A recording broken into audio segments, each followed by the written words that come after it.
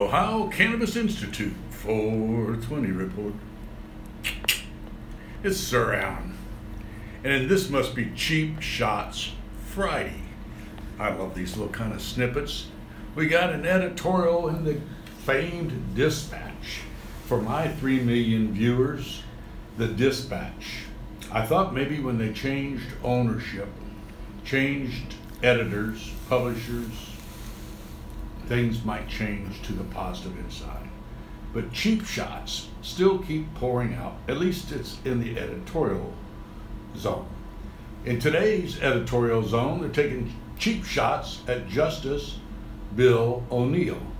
And you know, they're such pathetic ones. If this is the best of the worst that they can say about this guy, I hope they take the same cheap shots at every candidate running, because I'm telling you, they were pathetic in their way of trying to be offensive about him. You almost have to make stuff up to find anything that you could even hardly discredit him with. And sadly, that's what they're down to doing. There is no law, it's totally bullshit. There is no law that says a Supreme Court justice must resign from office before he runs for public office.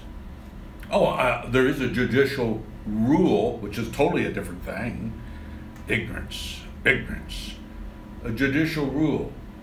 But it doesn't say before you file, and it's not defined. So the justice was 100% right in what he did. And in fact, he wrote a letter of resignation to John Kasich, who on state stationery signed that acceptance and returned it on state stationery to Justice O'Neill. That's about the right way to do it.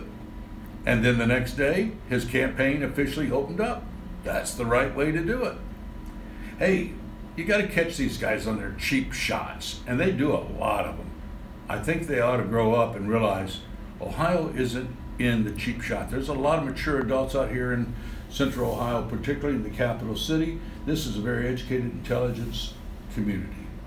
You need to appeal to the higher denominator. God bless.